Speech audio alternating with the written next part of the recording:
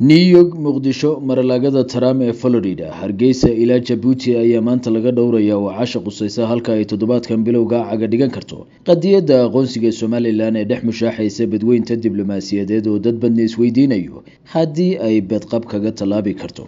labada kulan ee doodaha qadiyadan ugu muhiimsan maantadan waxa ay ka qabsoomi doonaan cariga Mareykanka halka oo la filayo in New York ergada Soomaaliya ee qaramada midoobay kula kulanto 15 xubnood ee uu ka kooban yahay golaha amniga jamiiciyadda quruumaha ka dhaxaysa ka oo Soomaaliya doonayso inay ku difaacdo qadiyadeeda midnimada ugana hortagto talaabo ixtiraafeedka Tel Aviv ku aqoonsatay Somaliland. Israel docdeeda waxa la filayaa inay galgalkeeda diblomaasiyadeed uga faa'iideysato fadhigan oo ay kasbato taageerada xubnaha qayb ahaan dalalka 15 ku metela kudladan hayeeshee waxa iyana taas saameyn ku yeelan karta garab istaaga xadbeelka ah ee Soomaaliya ka helayso dunida Islaamka, Afrika iyo midowga Yurub, mid oo sahli karta in dalalkan oo ay ku jiraan kuwa codka veto-ga lihi ay maya yiraahdaan doonista Israel.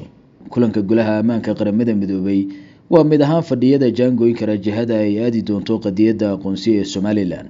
isla deegaanka madaxweynaha Mareykanka ee Mar-a-Lago lagu magacaabo waxa ka dhacaya kulanka isagana sida weyn isha loogu hayo ee isku arkayaan Trump iyo Netanyahu-ga Israel. Labada qodob ee isaragan ugu muhiimsan ayaana odorosayaashu ku sheegeen in Netanyahu ku qanciyo Trump dagaalka dhana Iran, kaasoo ra'iisul wasaaraha Yuhuuddu uu arko in la bilaabo curashada sanadka cusub.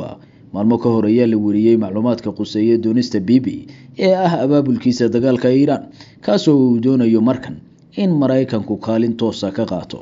halka qodobka labaad ee isaragani yahay sidaan horey u niriyay inuu Trump ku qanciyo ahmiyadda istiraatiijiyadeed ee Somaliland iyo faa'iidooyinka ay ka gunti karaan cilaaqaad la samaysashada Hargeysa. Inkastoo Trump iyo Mareykankuba ay u jajaban yihiin saaxiibkooda koowaad waa Israel, haddana madaxweynaha Mareykanku maalin ka hor waxa uu xusay inuu si dhab ah uga baaraan degi doono door ku yeelashada aqoonsiga Somaliland. Israel ayaa la wariyay inay Somaliland u aragto bar istiraatiiji ah oo ay ka yegleeli karto saldhigyo ay ka beegsato dhinacyada ay dagaalka kula jirto oo ay ku jiraan Iran iyo xulufadeeda Xuutiyiintu.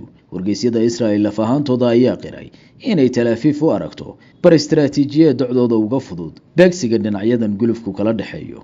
docda kale madaxweynaha Soomaalida Xasan Sheekh Maxamuud ayaa lagu waramayaa inuu u safrayo Djibouti halka oo lagu wado inuu ka dhaco shir ay yeelan doonaan dalalka urur goboleedka IGAD, kaasoo looga hadli doono iskaashi heer qaaradeed ah oo ka dhana talaabo aqoonsiyeedka Israel. Turkiga ayaa Xasan Sheekh u xigi doona socdaalkiisa Djibouti, kaasoo ka dhigan in madaxtooyada Soomaaliya wajahayso maalmo nasasho la'aan ah oo ay ku doonayso dib u nooleynta iyo garabsiga xulufadeeda diblomaasiyadeed.